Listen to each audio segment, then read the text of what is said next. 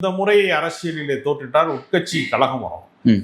அவர் இப்போதைக்கு இருக்கக்கூடிய சூழல் நீடிக்கும் என்று நம்பிக்கொண்டிருக்கிறார். ஆனால் நீடிக்காது என்பதுதான் யதார்த்தம். அவர் எதிர்க்கட்சி தலைவராக தன்னை தக்க வைத்துக் கொள்வாரா என்பதற்கான வாய்ப்பே கூட ரொம்ப குறையக்கூடிய ஒரு சூழல் இருக்கிறது. அதனால மிகப்பெரிய உட்கட்சி கலகம் வரணும். உழைப்பின் வழியாக, நீண்ட நாள் பயணத்தின் வழியாக மட்டுமே ஒரு இடத்தை அடைந்தவர்கள் தான் அப்படி யோசிப்பாங்க.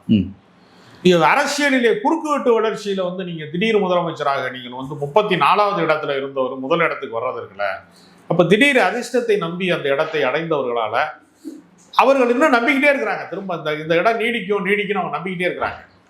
அதை அனுமானிக்கக்கூடிய சக்தி அவருக்கு இருந்துருச்சுன்னா ஒருங்கிணைப்பை சாத்தியப்படுத்தியிருப்பாரு நேரம். நீங்க நாவலர் நெடுஞ்செழியன் அண்ணாவுக்கு அடுத்த தலைவராக வர்ணிக்கப்பட்டவர், தம்பி வா தலைமை ஏற்கவான்னு வர்ணிக்கப்பட்டவர். அவர் எம்ஜிஆர் 2ஆம் கட்ட தலைவராக பயன்படுத்திக் கொள்ளக்கூடிய சாமர்த்தியம் எம்ஜிஆர் இருந்துச்சுல. பேராசிரியர் அன்பழகன் திமுகவுக்கு தலைமை வைக்கக்கூடிய அளவுக்கு தகுதி படைத்தவர். அவரை ஒரு 2ஆம் கட்ட தலைவராக பொதுச் செயலாளராக வைத்துக் கொள்ளக்கூடிய ஆற்றல் கலைஞர் இருந்துச்சு. அது மாதிரியான ஒரு ஆளுமை பண்பு என்று தனக்கென்னு ஒன்று இருக்குன்னு எடப்பாடி நம்பல. அதனால தன்னை நம்பாததனுடைய விளைவு, அவர் யாரையுமே நம்ப மாட்டேங்கிறாரு. அதனுடைய விளைவாக இந்த இழப்பை அவர் சந்திப்பார். அதை அது முட்டி மோதி தான் தெரிஞ்சுக்கிறாரே தவிர முன்கூட்டி தெரிஞ்சுக்கக்கூடிய நாலேஜ் அவர்கிட்ட இல்லை. அது அவருடைய அரசியல் அறியாமையை காட்டுகிறது. அவருடைய சமயோசிதம் இல்லாத, அவருடைய அரசியல் சாதுரியம் இல்லாததை காட்டுகிறது. அவரிடத்துல அரசியல் ராஜதந்திரம் இல்லை என்பதைத்தான் அது வெட்ட வெளிச்சமாக காட்டுகிறது.